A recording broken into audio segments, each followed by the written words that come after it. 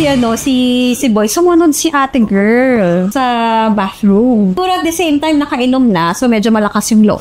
Tulog na yung mga pasahero, dim yung light. Oh, yeah, alam ko na. Pagkalabas kasi sila ng bathroom, alam mo yung todo ayos-ayos sila, parang kunyari, walang nangyari. Kung ikaw daw aklat, kailang daw uling binuklat.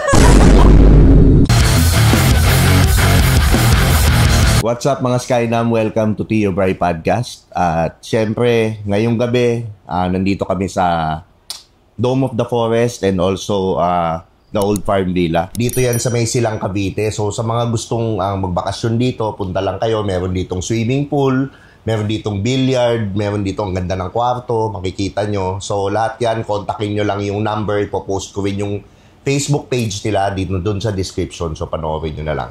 So, ready na ba kayo sa napakagandang episode natin ngayon? Pero syempre, yung episode natin ngayon, hindi na usual episode na ginagawa ko dahil napaka-espesyal ng guest natin. Isa to sa mga kasama ko sa spirituality. Nag-guest din siya sa amin sa Coexist Podcast, which is yung podcast namin ni Nomer Mindmaster tsaka ni Lamon Queen na all about spiritual things. So, pero ngayon, pag-uusapan namin mga bagay-bagay, mga kwento, medyo mundane din siya ng kaunti. At the same time, meron din kayong mapupulot na aral dahil nakikita ko dun sa mga huling pinost ko, medyo natuwa kayo dun sa mga mahabang conversation at nag-post din ako sa Facebook na what if mag-post ako ng mga motivational things para sa mga lalaki na makakatulong and then sabi nyo, okay, gusto nyo. So, this time, gagawa ako ng mga ganong episode at isa itong special na episode ngayon na gagawin ko. So, without further ado, syempre, papakilala ko ang guest natin. Walang iba kundi dati siyang flight attendant. So, magkikwento siya sa buhay flight attendant niya dati. At ngayon, full-time na siya? Full-time housewife. Manghihinayang kayo, housewife na. Di ba? Panoorin nyo pa rin, di ba? Panoorin nyo pa rin. Sigurado ko, panoorin nyo pa rin to. Tapos, ngayon, na siya? Inspirational TikTokerist. Yan. Walang iba kundi syempre. Kay. Yes, yeah, Kay. They know me as Kay Shakti. Sa sa TikTok. Yeah, but my friends call me, tawag sa akin, Kay. Kay. Okay, Kay. Now, if I may ask, ilang taon na ngayon? Ilang taon ka na? I'm already 36. Kaka-36 ko lang nitong August. Grabe. Mukhang 26. Sa Saturn return pa lang. Ayoko na. Okay na dun sa 36. Na 36. So ngayon, ano yung mga ginagawa mo ngayon? Usual, everyday task. Ngayon, everyday mo na yun nga, since I'm a full-time housewife and pagka mga spare time yan, nagko-content creation na ako ngayon. Finally, kasi ang dami rin even before, nagsasabi sila na maggawa ka ng content, mag-vlog ka, ngayon, sinusimulan ko na unti-unti. So, I started now in TikTok. And yeah, eventually, I'm gonna transition na rin sa YouTube, Spotify. Yan. So, mukhang aabangan yan ng mga natin, mga nanonood natin ngayon. Siyempre, pag nakita nila yung magaganda yung mga TikToks niya, i-check out nyo. Kung halimbawa ikaw, nadadown ka na tao, or gusto mong ma-inspire, gusto mong yan, panoorin nyo si Kay Shakti. Yun. I-follow nyo siya sa TikTok. At saka sa mga, magkakaroon sila ng podcast, Spotify, and then YouTube. So, ngayon, Kay, dati flight attendant ka, tama? Okay. So, flight attendant, ever since bata ka ba, yun yung gusto mong? Yeah. Ever since I remember, grade 3 ako, yung first ever flight experience ko going to Cebu. Tapos, yun na yung sabi ko, pagkakita ko lang sa flight attendant, sabi ko, so maging flight attendant. Ano siya? Anong tawag dyan? Gusto ko yung ginagawa nila. So ever since bata ako, tapos naalala ko pa noon, college, bago mag-college, diba usual yan, yung pagka sa classroom tatanungin, what do you wanna take? Well, pagka college mo, lahat ng classmates ko, nursing, yan kasi yung uso nun nung time ko Ako lang naiiba. Ako lang yung gusto ko maging flight attendant talaga ever since. Lahat gusto mag-nurse kasi gusto mag-states. Yeah. Diba? Yun. Hindi nila alam, yung flight attendant, hindi lang states mapupuntahan mo. Dami. Diba? Yeah. Okay. So, anong course tinapos mo? advertising talaga. But I never practiced na yung course na yon. I never got the chance to work in an agency. Kasi right after ng graduation ko, nag-apply agad ako as FA. And luckily, natanggap sa isang local airline. Tapos sunod-sunod na. So, I never got the chance to practice what I finished nung Okay. So, nung naging flight attendant ka, yung first time na naging flight attendant ka, how was it? Naging ano ka ba? Nag-enjoy ka ba? How does it feel like? Nung, alam mo yun, yung natupad na yung since bata. Oo. Siyempre, it was a tedious process eh. Once na nag-apply ka, talagang ang hirap. Like, talagang ang daming mong pagdadaanan. So, when I got in, syempre sobrang saya. Like, syempre, childhood dream ko yun eh. But then, nung time ng after na yun, training na namin, first month, 3 months kasi yung training. Second month, parang, oh my God, ang hirap pala. Hindi pala siya biro. More so, nung nagpa-flight na rin, hindi pala, it's not as glamorous pala as what I thought nung time na dinidream ko pa lang siya. But yeah, the overall experience, it was fun. It was nice. Pero hindi siya yung usually, inisip ko lang na magta-travel ka, punta ka sa ganito. Yun naman, shopping ka lang. Ganun yung inisip ko. Pero, yun, hindi pala ganun yung experience. But it was fun. Sabi mo hindi glamorous. Why? Anong nangyayari? Siyempre, parang ang nakikita mo, di ba, pag sasakay ka ng aircraft, ang nakikita mo na lang naman is yung pag siniservan ka. Pero behind the scenes, hindi na nakikita ng mga pasahero yon. Like, we have to wake up at 4 a.m. para lang mag-ayos na, ganyan. Tapos flight briefing, tapos even yung aircraft, like kami nag-aayos talaga. Linis. Although meron naman talagang assistant na to clean, pero like yung every flight, every leg, bawat kasi tawag leg, every leg kami yun mag-aayos ng lavatories, alam mo yun, na I never thought na I would do that kasi hindi naman namin nakikita nun before. So noon, naisip ko, hindi pala siya as glamorous. Kasi when you're already there, akala mo, pag tuwing layover, shopping ka na lang. Kala mo, ka na lang, pasyal-pasyal. Pero, actually, hindi eh. Papahinga mo na lang. Ganon. Kasi kapagod na rin mismo. And this is international flights? Nung nag-start ako, local airlines, tapos I transferred na sa international after. Mas masaya ako, supposedly, syempre, dahil international. But then, mas extra pagod. Extra bayad, but extra pagod din. Yan. Extra pagod. Okay. Yeah. So aside dun sa gigising ka ng umaga, gigising ka meron, ano yung mga isang example mo ng mga kakaibang nangyayari sa eroplano na experience, nakakalimutan mo, for example? Dami. Ang dami. Kasi you're dealing with people eh. Like, colleagues mo. Not even colleagues mo, pasahero. Okay. So, dami mong experiences sa pasahero lang itself. Like, syempre, babae ako. Diba? So, when I got in sa international airlines, it was in the Middle East. Syempre, may mga minsan, may mga, di mo ba akalain na, ano mo yun, mabagastos ka? Like, parang may mga pahapyaw na, parang mga, yan mo yun, yung parang kakausapin ka yung hindi masyadong appropriate, ganyan. So, medyo culture shock ako pagka ganun. So, I find that parang yun yung mga hindi ko na-prepare. Hindi ako prepared sa mga bagay na ganun. Nung nag-start. So, sabi mo, may mga nambabastos, may mga, ano yung pinaka-instance na natatandaan mong nangyari doon na mga, give me instances na, unang isa, ikwento mo. Yeah. One time. Merong one time. Papunta kami ng Egypt, no? Tapos, merong akong pasahero na, actually, he's already old na. And, like siguro mga around 60 years old na. Wow, okay. 60, like lolo. Lolo na yun. Ganon. Hindi na tito. Diba? Lolo na. So, parang pagka ganun, soft heart kasi ako sa mga elderlies eh. So, very maasikaso ako pag So, there was this time na, I remember na, pag sa flight kasi, every flight, meron kayong nakatoka na trabaho. So, during that time, ako yung nakatoka sa galley sa likod. So, galley mean to say yung kitchen sa aircraft. So, usually, pag ikaw yung galley, ikaw lang talaga mag-isa. Hindi ka lalabas sa aisle. Ang trabaho mo lang, to prepare food, to prepare everything behind the scenes. Yan. Tapos, itong lolo na to, punta sa likod. Like, can I have water? Can I have ganito, ganyan? Parang sketchy na. Kasi, parang habang tumatagal, no? Pagka lalo walang tao, pumupunta na siya sa personal space ko. Like, yung malapit na talaga siya.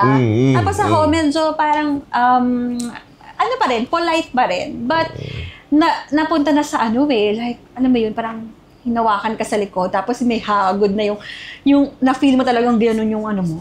Oo. So, hinawakan ka sa puwet. Ay, grabe. I will never forget that. Kasi, sobrang shocked ko noon. Like, oh my God, parang pwede ka maka-offload ng pasahero pagka nabastos ang isang FA, kaya mo magpa-offload. Okay. Okay. So, noon time na yon, so parang shock na shock ako. Di ginawa ko, sumbong ako sa supervisor namin. Nagkataon yung supervisor namin is also an Egyptian na lalaki. So, kinausap niya si Lolo, ganito, ganyan. The next, yung sa following flight, in-offload siya. Pero binalik din naman. Siguro kinausap lang. In-offload siya, ganyan. Sorry siya ng sorry sa akin. So, for me, yun na, normal na yung parang sa pasahero, yung tititigan ka na alam may something na, yung medyo bastos yung tingin. Or like, normal yung medyo pahapyaw na, yun yung skin mo, ganyan. Pero yun yung first time na sobrang personal na yung nagawa. Yun lang naman. Okay. Thankfully, yun lang yung... Sabi mo offload, ano yung binababa ng eroplano? Tapos lipat ng flight? No. I thought nga, naililipat ng flight. Pero siguro, kinausap lang. Siguro ng officer, police officer, something sa labas. Siguro baka tinakot. Don't do that, ganyan. Pumalik pa din siya. Pero, yun na nga, hindi na siya allowed na pumunta din sa likod. Kung meron man, may escort na, ganyan. Kasi nga, hindi na ako komportable nun Okay. Natakot ako. Ganun. So, buti yung kumpanya mo, pinoprotektahan ka talaga. Oo, actually. Oo, thankful naman. Very maalaga naman sila sa employees nila. Talagang ipoprotect nila pagka you don't feel safe, they'll do something para ma-address yun. So, yun ang lesson dyan. Doon lang kayo sa tito, wag sa lolo. Yun ang lesson na napipick up nyo yung aral dyan. Diba? Iba pa rin mga tito dyan.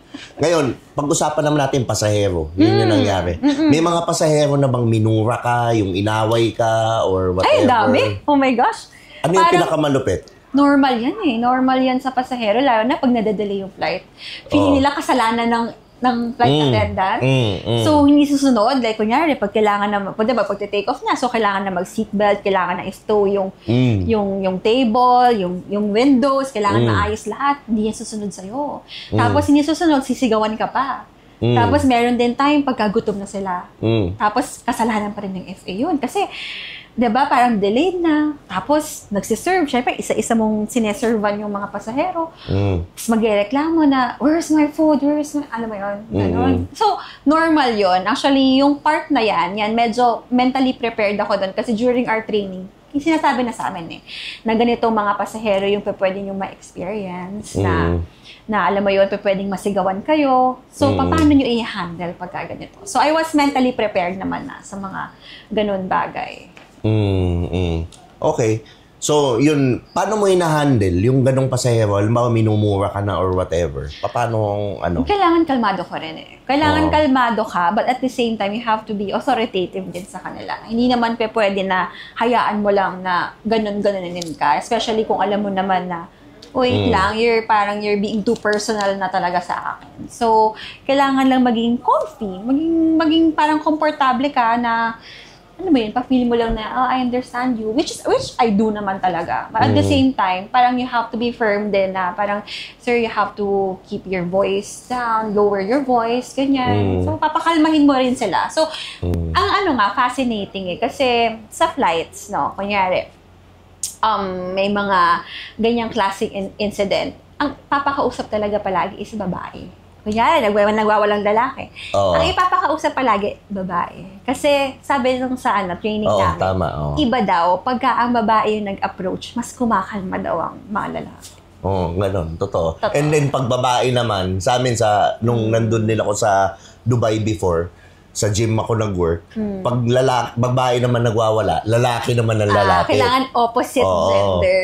Ganun din ba yun, yung training sa inyo? hindi ko na... Pag babae. Pag babae, pwede rin naman na babae. Pero like, you have to understand na hindi ka pwedeng makipagsabayan ng tarayan sa kanya. Ganun.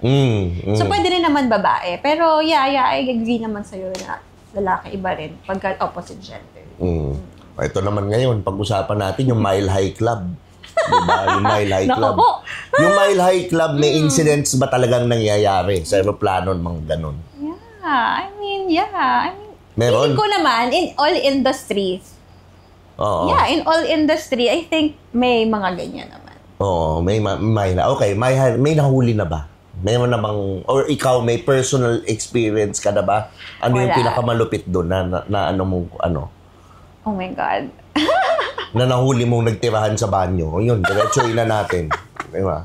Kailangan gano'n. Kasi masyadong Okay, demure si sige. Kelly. Ano na naman to eh. I mean, di man ako mag-name drop. And syempre, walang kumpanya, walang ano. Yan. That's true. I was just siguro, nung nandun ako, nung International Airlines, I was just 22 years old noon. So, parang pagka ganon, yung parang uso sa inyo yung kuya, magpa-party, tas parang kayo yung mga girl na crew, parang may slumber party kayo sa isang room, ganyan. Tapos siguro ako, merong time to.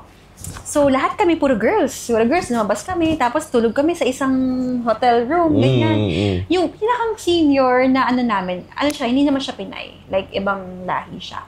Nag-invite ng first officer sa room. So, which is okay. Baka kasi friend niya Senior na siya ako noon, parang ang babaw ko kasi matulog. Like, ako yung type of person na yung konting nagigising na ako agad. So, tulog na lahat. So, nung tutulog ako, narinig ko, may kalusko sa banyo. May mga kalusko. Yun? Tapos... Teka, anong kontinente to? Europe ba? Hindi. I was, nasa Jakarta kami. Hindi, I mean, yung nasa doon sa banyo, Europe ba? Yung kontinente? Asian yung girl, and then yung guy is European. Nako. Okay, tuloy mo. Gusto nila yan. Yan. So, tingin ko, gising ako. Pag-gising ko, may mga kumukulos ko sa banyo, ganyan. So, ako naman bilang chismosa and naive, parang ganun pa ako. Grabe talaga. Pag-iisip ko, nakikringe ako kasi pagtingin ako ganyan. Pagtingin ko, yung Asian na girl, paglabas niya, siya Pinay, paglabas niya, "Were you still awake?" Sabi ko ganun. No, sabi ko, no, I'm gonna sleep again. Sabi ko gano'n. Saka, ako na something fishy. Paglabas niya, sumunod yung first officer na. So, sabay sila. Nandun sila sa same na banyo. Then, after noon, naka-feel na ako na, syempre, chinika ko na dun sa iba. Uy, alam niyo ba, ganito, ganyan. Oh, really? So, during the flight, nakita na namin, medyo cozy na sila. Parang close na sila after. So, alam mo na, parang in some way sa akin, hindi ko na kailangan pang medyo... Assuming ba yun? Pagka ganun? Kasi narinig ko yun na. Ba't naman papasok ang lalaki at babae sa isang banyo ng After basa na yung buhok Tapos, naku. Basa na yung... Si senior mo ba? Medyo ilang taon yun? I cannot remember. Pero kung 20 doon, siguro mga 26 siguro siya. And then first officers. Ang first officer, okay, liwanag na natin. Ilang taon yun? Ang first officer kasi, usually, mas bata. Ang mga piloto kasi medyo thunders sila. Like siguro mga 50 yan. Mga 40, almost 50 na. Ganyan ang mga edad ng piloto. Huwag naman sasabihin matanda yung 40. Magagalit yung mga nanonood. Magagalit. Pati ako, 40 din. So, yung first officer, mas bata. Siguro mga 30. Yan, 35. Ganon. Okay. Yun. So, mga bata. Karaniwan ng first officer mo sa international, Pinoy ba o ibang lahi? Bihira yung Pinoy. Since super rare ko nakalipad ng Pinoy na first officer. Mostly mga Europeans talaga. Okay. Mostly Europeans talaga na okay. Yeah. Tapos yung sabi mo, meron na ng pasahero. Wala ka pa experience. Sa pasahero na sinita mo. Paano yung mga style nila? Yun ang gusto ko malaman. Paano yung mga style ng mga magtitirahan sa banyo ng aeroplano? Paano yun? Oh my God. Grabe kasi. Para pag mga Europeans, grabe. As in, sobrang... European kadalasan. Hindi Pinoy, hindi Asian, hindi ibang lahi. European. Okay. Paano? Mga banatan? Paano yung mga the moves? Kasi parang pag sa flight, nalalaman namin pag magkakaya kayo or hindi. So, meron kasing passenger list. So, alam mo, pag magkakilala kayo, like, magka-family kayo, magka-friends, mag-ano kayo. So, nung time na, so, every aisle yan, may nakatokang FA. So, during that time, ako yung nakatoka dito sa certain aisle na to. Economy? Business class? Economy to, sa likod. Tapos, nung time na yon, ang original na nakaupo talaga doon, yung guy. Nagkataon lang, yung babae, she's looking for an empty seat na I don't know, sa harap talaga siya, I don't know, for some reason, baka na-type na rin niya yung lalaki. Siguro from afar, no? Nakita niya type niya. For some reason, sabi niya, magsa-transfer daw siya doon, sa katabi nung So, babae to? Yung mga ilang taon, tingin mo? I don't know parang siguro 28, ganyan. Okay. Late, maganda, pangit. Well, yeah, okay naman. Like, European, yung typical Tisay na... Blonde. Yan. Gusto nila yan. Okay, tuloy mo. Tapos, yun nga, magkatabi na sila, ganyan. But I know na hindi talaga sila magkaano-ano. So, alam ko na doon lang talaga sila mismo sa flight na yun na naging mag-friends. Tapos, di ba sa flight, free-flowing ang drinks Pwede ka mag-order ng wine, whiskey, ng ano. So, they're being cozy na with each other. Inom, maya-maya. So, nakikita mo? Nakikita ko kasi ako yung nagsiserve. Ako yung nakatoka sa aisle nila So, ako yung madalas nagsiserve ng alcohol sa kanila. So, alam ko rin kung nakailang alcohol na sila. Alam ko nakailang na sila. Eto, bago mo ituloy yung kwento, na-assess mo ba kung sino yung mga magtitirahan sa aeroplano? Na-assess mo, hindi? Hindi. O may duda ka na? O ito, may assessment ka na? Wala? Like yung sa tingin lang mismo itself, syempre hindi. Hindi ko na okay. Pero kung kunyari, ganyan, medyo may something fishy na, bakit bigla ang close nila? Like, alam so, mo natunugan mo na? Oo, medyo. Kasi umiinom na sila Okay. Tapos nakikita mo na cozy na sila with each other. Like, paanong cozy? Cozy, like, syempre kung kakilala mo lang dun sa tao, kung friends lang kayo, yung personal space mo ba is talagang ingatan mo, di ba? Pero so, gaganyan na. Iba din, no? Si babae ba yung malandi o si lalaki? Pareha sila? Oo, pareha sila. Pero I feel na, yun nga, syempre, nagpakita rin siguro ng yung girl. Dahil siya naman yung lumipat dun sa seat na yun So, feeling ko, dahil nagpa-open din yung babae na I'm open to mingle, something like that. So, naging cozy na, umiinom na. Si ate European, tigang na tigang. So, nung time na, after kasi ng every meal, close na lahat ng lights. Wow. Diba? Hindi naman close, pero like dim lights na. Tapos, noong nang nag-CR to si girl. Ay, lavatory kasi sa sa likod ang tawag dito, yung since ako inando, nakikita ko yung labas-pasok ng mga tao. So, napunta muna si Boy. Sumunod si ate girl sa bathroom. So, paano yung style? Mga ilang minutes bago sumunod? Ilang minutes? Para lang makakuha ng tip yung mga nanonood natin, makakuha ng tip paano ka titira sa banyo. Hindi ko na ulasan, syempre. Pero I just know na halos magkasunod. Di naman sobrang magkasunod. Siguro parang hindi naman sobrang obvious. Diba? Siguro at the same time, nakainom na. So, medyo malakas yung low. Diba? So, nauna yung guy. Sumunod na yung... Gabi to umaga? Gabi na. Okay. Tulog na. Patay ilaw. Tulog na yung mga pasahero. Dim yung light. So, nauna sila. Nauna yung guy. Sumunod si girl. Ganyan. So, alam ko na. Sumunod. Gano'ng katagal? Actually, hindi mo matagal. So, bilis-bilis lang. But, pagkalabas kasi sila ng bathroom, alam mo yung todo eyes sila, parang kunyari, walang nangyari.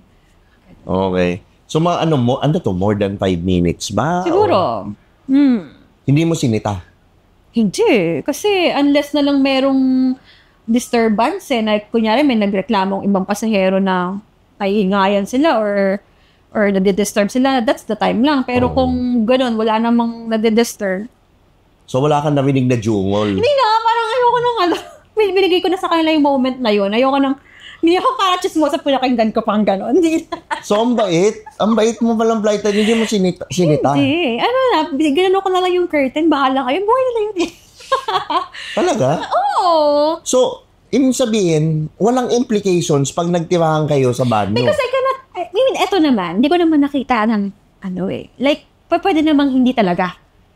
Gets mo? Parang pwede namang hindi talaga nangyari. But still, sa mind ko, ano ba gagawin nyo doon na magkasama kayo sa loob, umiinom kayo, or being cozy, tas after, So, wala naman, hindi ko naman alam na, nangyari ba talaga? So, unless na nga lang mayroon talagang, sobrang ingay nila, tapos may nagreklamo isang pasahero may nagyamite kudasay sa loob, no? may nagreklamo ng ibang pasahero na, who's that? It's so noisy. Doon lang. Pero kung wala naman silang na-istorbo, bahala kayo. So, yun ko na yung curtain. Bahala kayo. So, ibig sabihin, ang lalaki at babae, pag pumasok sila the same sa isang banyo, hindi pinapagalitan ng airline. Hindi siya punishable by law or whatever. Wala namang rules. Wala. Kasi ang lavatory dun, wala namang pambabae lang to. Ito yung pambabae, ito yung panlalaki. Wala namang ganun eh. So ganun ba? Oo. Wala siyang pang women, men. Parehas siya, common ba? Okay, because I was under the impression na magtahiwalay, may men and women na CR. Yeah. Okay, so now, alam nyo na ngayon, di ba? Pero alam mo kung ano lang ako, di ba? Parang hindi nila alam yan eh. Kaya namin buksan yung lavatory from outside. Sana pala binuksan mo doon sa cellphone. Pang stories, di ba? Ganda nun. Wala ka story ng time na yun. Hindi pa, wala pang mga social media. Pero yun nga, kung ano lang ako, di ba? Parang sama ng ugali ko. Binuksan ko. Hindi, tsaka syempre, ilan to? 22? 23. Inosente ka pa nun. Tsaka, although alam ko naman, like, hindi naman ako sobrang naive na pero like, ayoko nang makiilam. Parang, iyayaan ko na sila. So, hindi mo na, ganun pala talaga, no? Parang hindi ako makapaniwalang hindi punishable by law, hindi bawal, hindi Wala naman, actually, walang rules eh. Pag inisip ko, although, syempre, parang discretion na ng tao, yun kung appropriate or inappropriate ba yung ginagawa na yun. Pero siguro, may mga taong ganun kalalakas talaga yung loob na kayang gawin yun in public or diba?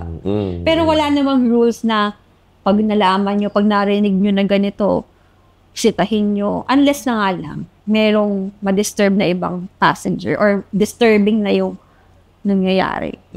Ganon. But, yun. So, ang lesson diyan dapat, pagka babanat ka sa banyo, wag hapon. Alam nyo na yun. Pagka hapon. Diba? Yamete kudasay. Okay, so, flight attendant ka nun. Ngayon, ang dami kasing lalaki na nagkakagusto sa flight attendant. Nagkakagusto, Sa tingin mo, bakit? Because, syempre, first and foremost, talagang magaganda ang flight attendant. Unang-una. Basically, yung appearance is talagang very alaga nila yung yung sarili nila, body, skin, overall because we're trained to be like that. Kasi syempre frontliner kami ng heavy airline. So, number one, syempre yung attractiveness ng lalaki sa physical appearance ng isang flight attendant. At the same time, yung like siguro yung lifestyle nila na parang, wow, it's so cool. Yung parang ginagawa nila. And, it's so cool lang. Feeling ko lang, pagkabata, kaya mag-a-attack sa flight attendant, it's something na parang, yun? Tsaka yung sahod. Siyempre, yung sahod, medyo malaki din. Yeah. Sa pagdating naman sa mga piloto, totoo ba ang chismis na naririnig? Ang chismis. Ang mga piloto daw, mga flight attendant daw, diba? May something. Oo. Not so much. Not so much. Hindi. Yun yung although, may mga kilala ko na nagiging mag-asawa. Pero, it's so hard na magkaroon ng relationship ang FA and piloto or let's say, yung FA and FA. It's hard kasi yung schedule, mostly, hindi talaga tumutugma. Alam mo yon. Like, when I'm talking about like relationship, although may mga kilala ko na nagkatuluyan na isang piloto, tapos FA, naging mag-asawa. Ganyan. Pero rare. I mean, hindi kadalasan na. Tanggalin natin yung relationship sa equation. Yung mga, FB. Hook-ups.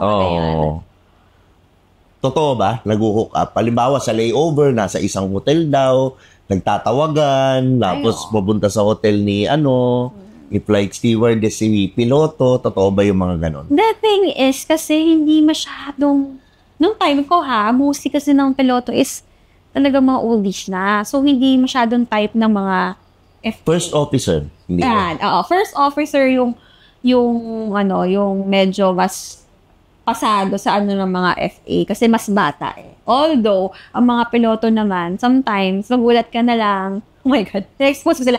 I mean, marami akong kilalang mga like mga mababait talaga ng mga pilots and all. Pero syempre, hindi natin maaalis na meron talagang talaga. Lalaki yan. Oh. And I'm just speaking sa mga ibang na-observe ko. May mga nag-aantay na sa hotel. Piloto, like, mga babae na nag-aantay. May ganon. Pero hindi flight attendant. Hindi flight attendant. Oh, different hosts in different area codes, Oo. May mga ilan-ilan na Mostly naman, yung mga maraming mga decent din talaga. I feel naman, in all industries, meron pa rin someone na nagde-define. Or may ganon, mo yun. Although marami naman din mga off. Mga piloto, makakategorize natin sa mga lolo, di ba? Mostly, kasi siguro yung duration ng training nila sa flight and yung hours na kailangan nila i-complete. Ewan ko ngayon kasi ngayon nakakita ko mas bata na rin yung mga nagiging piloto eh. Pero during my time, mostly mga matatanda na rin nagiging piloto. Pero ngayon, nakikita ko, kasi some of my friends are still there sa airline. So nakikita ko, wow, mga na rin parang bata, nagiging piloto na, ang bilis ng promotion. Ilang taon yung mga nakikita mong babaeng kinikita sa hotel? Nung mga lolo, sabihin na natin. Siguro pag-gets that, hindi ko alam. Hindi ko sure kung anong ilang 20s, taon. 30s? 20 siguro. 20s? Mga 20s siguro. Pwede. Okay, ganyan. Mga 20s pa. Pero hindi sa work colleague. Yung mga first officer, ang mga F-boys doon. Mga parang gano'n. Mostly, may mga iba naman.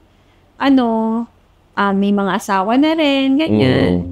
Hindi mo naman kasi dahil syempre sa ganyang industry, parang surrounded ka ng mga good-looking people diba? So, example, kung single ka, parang, kumbaga, kahit pa sa mga artista ba, parang surrounded ka ng mga may itsura na So, nagiging normal. So, easy sa...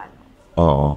So, sa tingin mo, ano yung kadalasang nagiging jowa ng flight attendant? May qualities bang hinahanap ang mga flight attendant? Or ano yung based on your experience?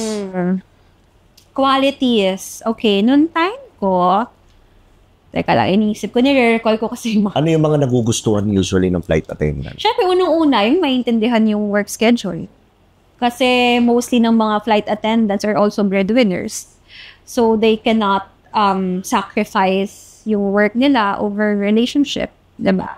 So, unang-una, yung partner should understand yung schedule na kailangan ibigay na kailangan LDR, okay sa'yo, LDR tayo.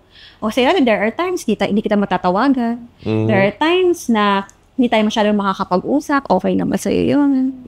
So, number one, feeling ko, yun yung isang quality na as a flight attendant na dapat naiintindihan mo yung trabaho. Pero okay, sinabi mo ugali.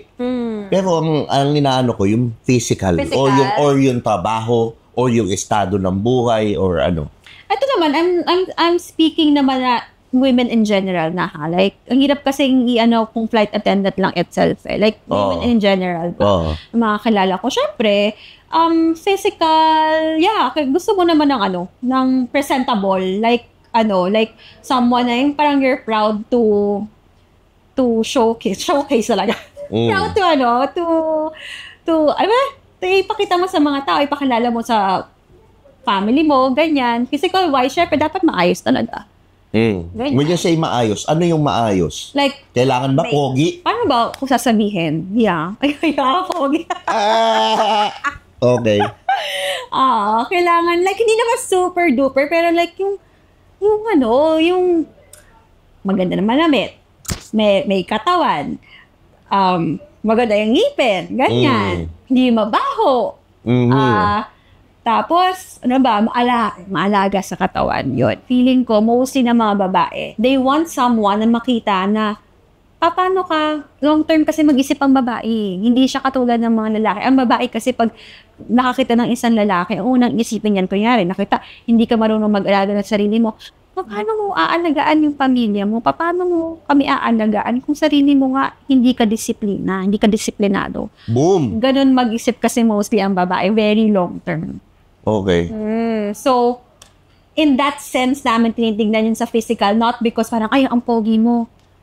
Gusto kita. Although may mga ganun, Pero like maraming babae, they want someone, pag nakita nila ay maayos sa sarili niya, it says a lot kung paano mo naalagaan sarili mo. Ibig sabihin, disiplinado ka, marunong kang, you know how to take care of yourself. Ibig sabihin, pag magkapamilya ka, kahit ako, kaya mo rin akong alagaan, pamilya natin, kaya mo kaan. Very long term. Okay. So ngayon, kasi siyempre, Kay, maganda ka. Para sa akin, isa ka sa mga babaeng masasabi natin sa panahon ngayon, pricing. Kasi bihira karaniwan ng babae ngayon, unfortunately, hindi naman ako nabibili. Nabibili yung ngayon. Which is nakaka-rampant, nakakatakot.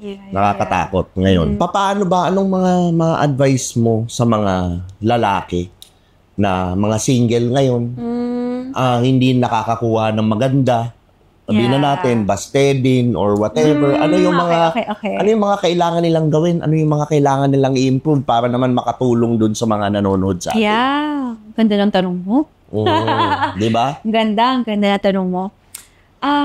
Para sa akin, Step by step mo yan para ano? You establish muna yourself para sa akin. Kasi ang babae, darating yan Pagka dumating ka na sa point na na-establish mo na yung sarili mo, madali ka na makaget ng quality na babae Kasi it's easy naman din talaga to date a girl. But the question is, anong klase yung babae na date mo? Is she a quality kind? Or hindi? So, syempre, bilang lalaki, gusto mo naman someone na quality. So, kung gusto mo na someone na quality, you have to represent also na ako, ganito ako. So, you attract, yun ba lagi sinasabi, you attract who you are. Yes. So, ayusin mo muna yung sarili mo, you establish yourself. Galingan mo sa career mo, lagaan mo yung sarili mo, mag-workout ka. Alam mo yun, i-heighten mo yung emotional intelligence mo. Practice mo maging discipline, number 1 yan. Napaka-importante sa babae. Yan, grabe yung turn on sa babae, pag nakita na yung lalaki, parang may disiplina. Grabe, parang wow.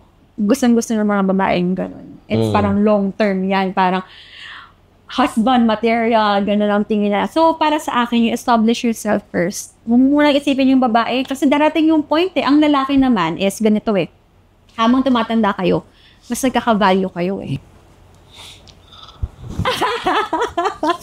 Totoo yan. It's not like, hindi iba siya sa babae. Ang babae kasi is, pag pinanganak ang babae, may value na itself Bilang babae, nandun na yung value You just have to preserve it. You just have to preserve being a valuable woman. Yun na yung value mo. Pero ang lalaki, para kayong warriors. Alam mo yun? Warrior in a sense na you have to go through pain. Alam mo yun? Discipline, pain, and everything para ma-master nyo yung sarili nyo. Tapos, in-earn nyo yung pagka-lalaki nyo. Yung pagiging man nyo. Pag dumating kayo sa point na yun, promise ko talaga sa'yo, kahit anong bracket ng age, magkakagusto sa'yo. Hindi mo kailangan hindi mo na kailangan isipin na, ay, maganda ba? Or ito, basta nakikita, establish ka. And kaya nga, di ba, ang daming mga kwento sa survey, sabi, bakit daw ang cheating sa marriage nangyayari mostly pagpatak daw na 40 years old ng lalaki? Magandang Hindi ko alam yun kasi alam mo ko, hindi talaga ako cheater. Nice. Diretso. Good for you. Pero yun ang sinabi. Says, according sa survey lang naman to. Pero kasi, that is because na-establish na in some way, na-establish na lalaki yung sarili niya na kung hindi naaral na lalaki yung discipline ba niya sa sarili niya, madaling bumigay sa temptations and lapitin na even kahit ng mga bata. Oo. Ang batang babae, pag mapansin mo kahit bata, mas gusto nila mas mature na lalaki. Diba? So, sabi nga nila parang ang babae, hindi naman nila gusto talaga ng mature. Ang gusto nila parang daddy energy. Yung parang yung guy na kayang bigyan ka ng security and stability. Yung kaya kang, yun nga, intindihin emotionally, gano'n. Ang lalaki kasi along the way, while ang man is undergoing pain, yun yung nade-develop sa inyo So, mas lalo kayong nagiging attractive. Oh, sa lalaki nga daw, ang lalaki, hindi siya nagmamature by age. Nagmamature siya sa lahat ng nai-endure niyang pain sa buhay. Doon siya lumalaki. Doon siya nagmamature. Kumbaga parang diamond. Kinakrush muna. Bago naging diamond yan, nilalagay muna into extreme pressure bago nagiging ano. Exactly. Yun. Ganun ang ano. Yun. So, para sa akin yun. Establish yourself first. You know, master yourself. I-ano nyo, yung emotional intelligence nyo, i-heighten nyo. Discipline, number 1 talaga. Kasi yan ang napapansin din. Pag minsan mag-usap kami ng husband ko, may husband na ako. So, pag mag-usap kami ng husband ko. Sorry! Yan, sinasabi ng husband ko na mostly yan na nanonotice niya sa lalaking ngayon is kulang talaga sa disiplina. Kaya it's so hard. Ang lalaki, maniwala kayo, boys, ay mga viewers nyo, at si Tio Bri, talagang ang babae is double-edged sword sa inyo. It's either kaya niya kayong i-damage or kaya niya kayong tulungan. Boom! Boom! Okay. Siyempre, pipiliin nyo yung someone na kaya kayong tulungan sa buhay. And to be with that kind of girl, it takes effort also.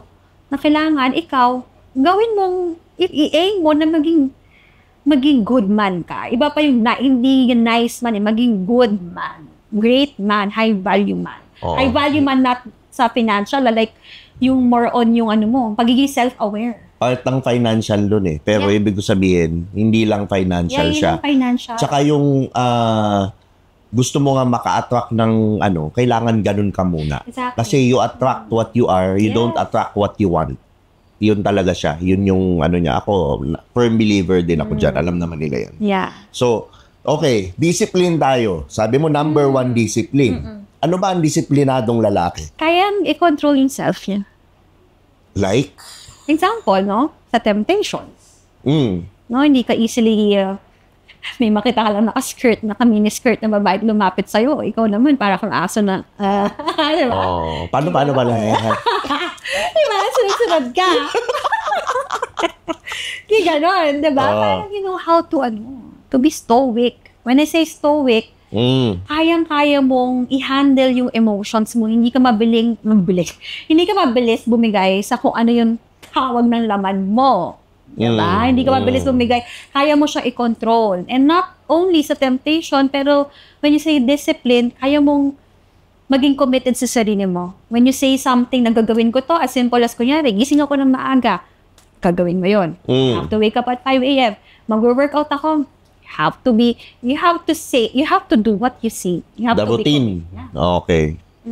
Ako, guilty ako dyan. Medyo, pero inaayos ko yun. It's not easy. Yes.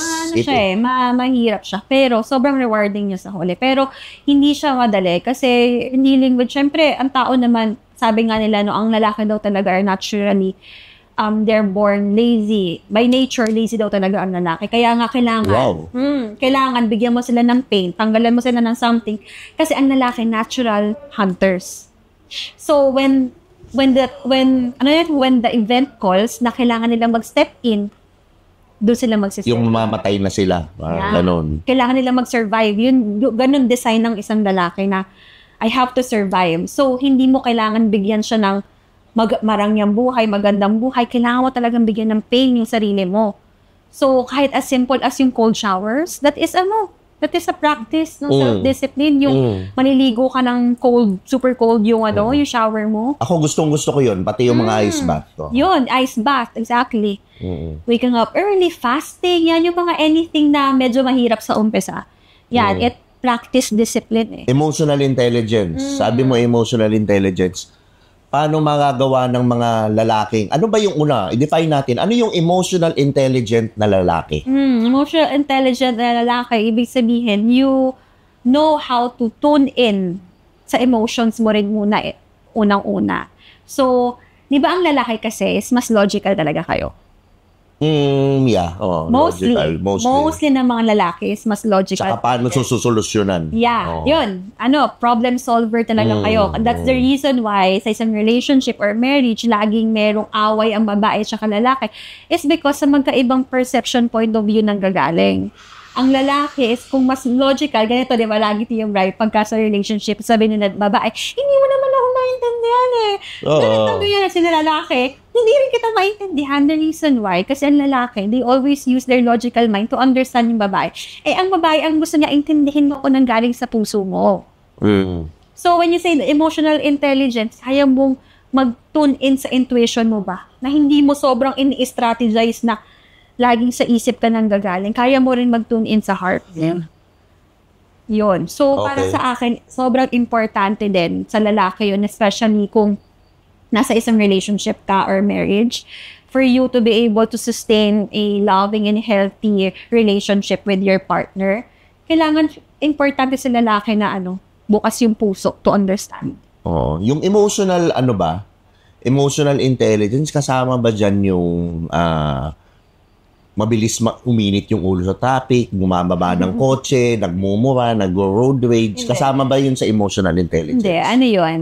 Magkaiba yun. Like, siya yung opposite nun. If you are easily triggered, ibig sabihin, emotional yun, sabi mo, emotional yung tao. Oo. Pagka ganun, di ba? So, ibig sabihin, emotional intelligence, kasama yun. Yung the way you control your emotions, yung kung saan mo binibigay yung energy and attention mo.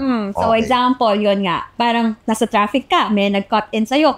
Nagalit ka, binura-mura mo, that is you being emotional. Pero, paano mo masasabi na emotional intelligence yung pinapairal mo if you know how to understand na, okay, hayaan ko na, siguro mainit ulo niya, siguro naway na misis niya.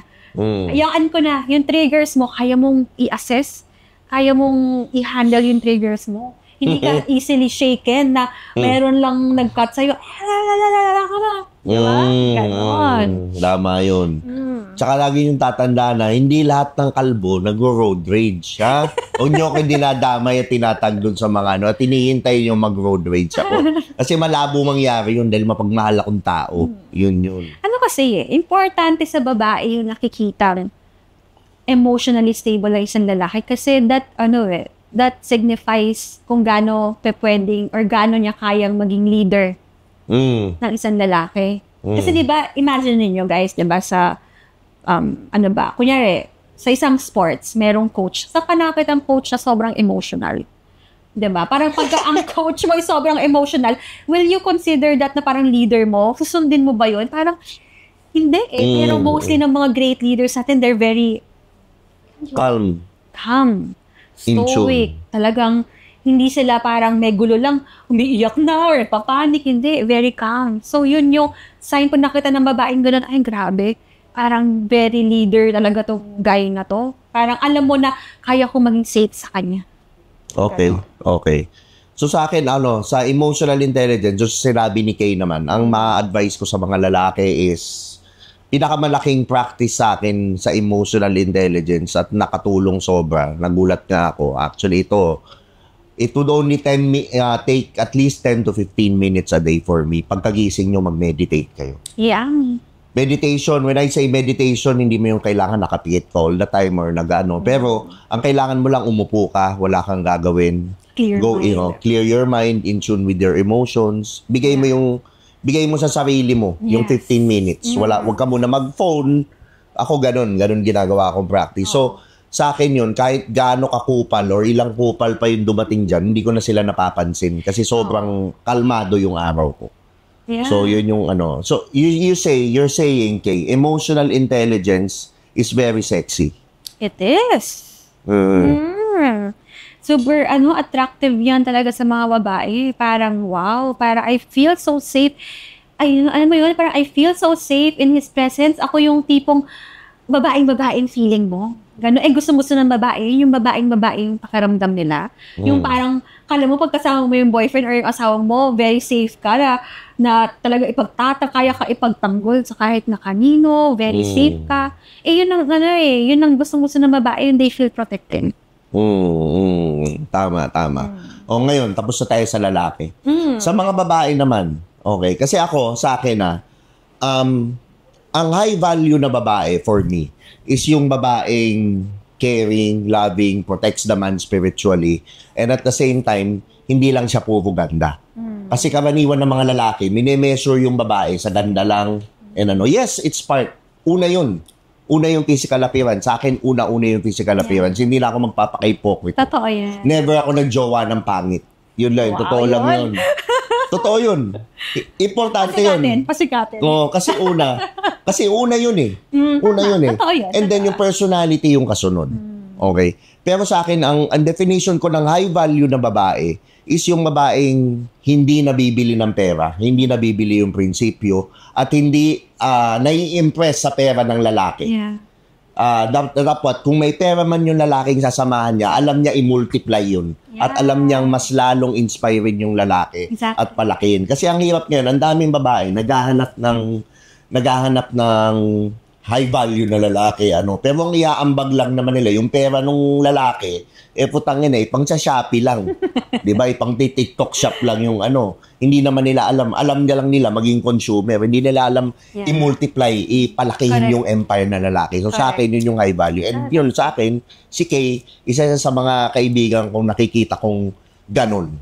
And I would suggest na mga ganito yung ma-attract nyo. Hindi yung mga nakikita nyong I have nothing against with car models or whatever. Ano naman yan? Kumbaga lahat yan, mga kaibigan ko din. And Yeah. Pero gusto ko ring magbigay ng advice na huwag kayong mabulag sa ganda lang. Kasi hindi lang yun yung oh yes, maganda yung maganda.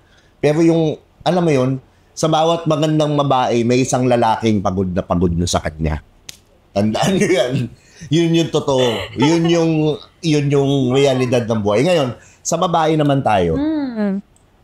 Anong ma-advise mo sa mga babae para maka-attract naman sila ng mga high value na lalaki, yung lalaking tama, yung lalaking mamahalin sila, yung lalaking hindi toxic, yung lalaking hindi narcissist.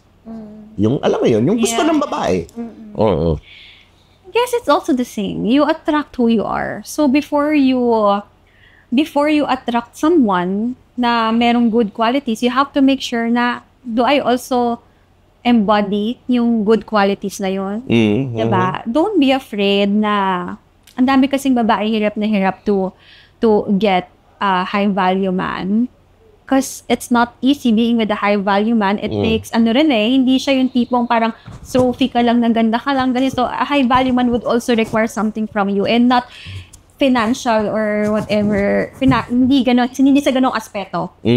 Maibigay mo sa akin yung something na hindi ko naman ibibigay. Like example, kung ang high value man is more on sa nagpo-provide sila, kailangan ikaw, in some way, alagaan mo naman ako. In some way, marunong kang i-nurture ako. Like, bigyan ako ng magandang home. Alam mo yon. Parang pag nakikita mo sa babae na she knows how to take care of herself, number one, alagaan mo yung sarili mo. Para sa akin yun nga sabi mo, ayaw mo ng pagpa-impokrito. Baka marami kasing babae mo offend na, ganda lang ba? Diba? Nakadami babaeng ganun. Pero, actually guys and girls, di ba? Parang, that's the truth Ang lalaki are visual creatures talaga.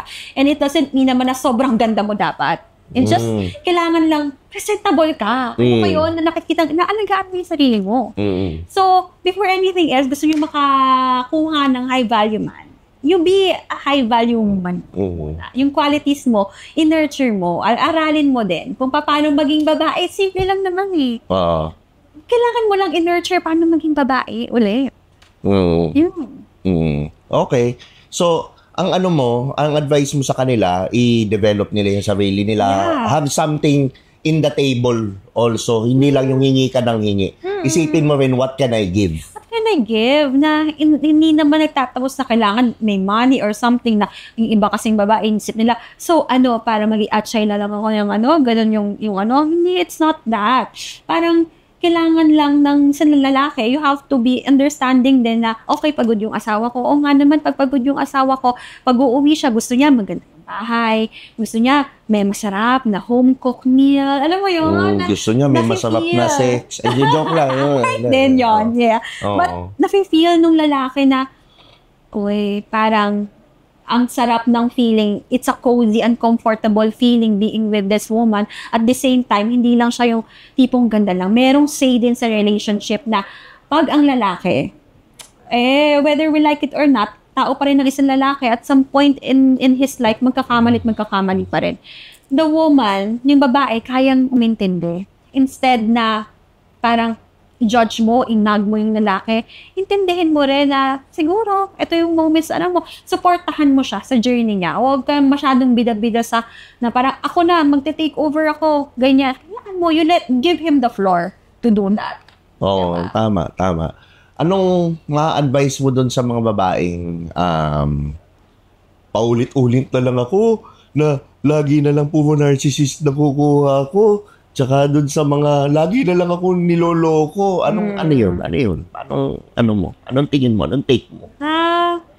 Take ko dun is, so in some way, it's a victim mindset. No? Parang, syempre, before anything else, kailangan before anything else, kailangan isipin mo na muna, bakit ito yung pattern ko? Diba? Bakit paulit-ulit na nakaka-attract ako na similar kind na lalaki? So, baka merong something sa akin na kailangan kong ayusin para ma-stop ko ng maka-attract ng ganong klaseng lalaki. So, you have to figure that out. Before you jump into a relationship again, sarili mo muna yung aralin mo ba? Na parang, ay, shucks, oo nga, no? Nakaka-attract ko ng mga narcissistic kasi may ganitong klaseng wound pala ako or may ganitong klaseng issue pala ako sa sarili ko. That's the reason why ito yung mga na-attract ko. So, tingnan mo yung patterns and then from there, alamin mo, mag-dig deep ka sa sarili mo. Tapos yun lang yun. Ulitin ko, yun na naman, you attract who you are. The more that you do that to yourself, mapapansin mo talaga, wow, bakit dati hindi naman ako nakita ng mga gandang lalaki, all of a sudden, may mga nag-a-appear na okay. It's because something has been changed. Diba? Okay. Ang gaganda ng mga sinabi ni Kay. Grabe, napaka-laman nitong episode na to, di ba? Ito yung ito yung nag-request kayo, yan ang mga binibigay ko, dinedeliver ko. Pero ito may mga question lang yung mga yung mga nanonood ko. Ano mas pipiliin mo daw? Yung broke na ducks o mayaman na jutes? Wala kang pipiliin? Broke na ducks, mayaman na jutes? Wala na akong limiting belief. Andun na ako sa point na kaya ko namang makuha both. Feeling ko, parang I can attract naman yung both. So, wala akong pipiliin. Wala akong pipiliin. Kasi, you can get the mayaman na ducks. Tama? Oo. Patay tayo dyan. Next question ko, nga pala. Eto, gusto rin nilang malaman. Kung halimbawa, dalaga ka lang, di ba? Pipiliin mo, tito ba o fuckboy? Grabe yung mga tanong mo. Hindi ako prepared. Sabi mo lang sa akin kanina, mga hindi ako prepared. Tito or fuckboy. So, whether that is tito or fuckboy, pwede ko ba sabihin yun?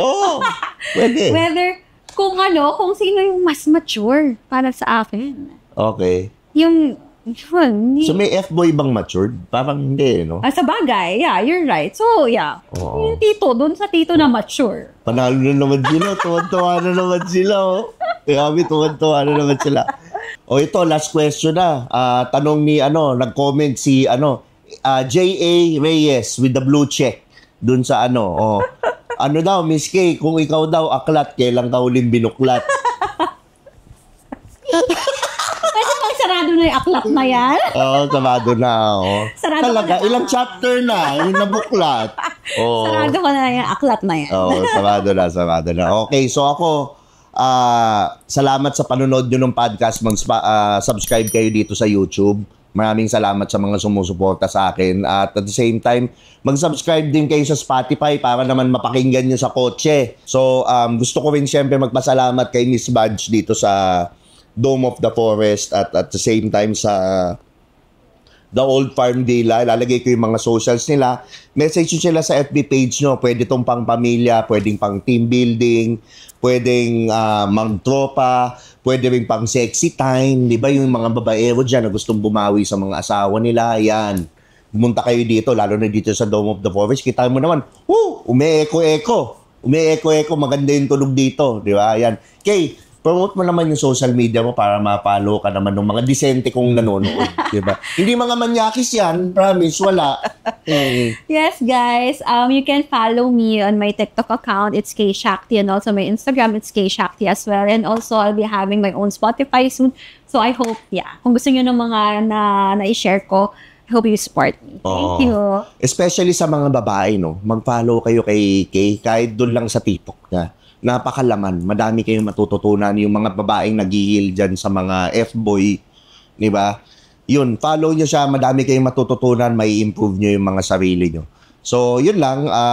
Wala na akong tatapusin ko na tong podcast na to. Maraming salamat sa mga nanood at namaste. Thank you. Babaero, babaero, babaero daw. Babaero daw ako. Sinong may sa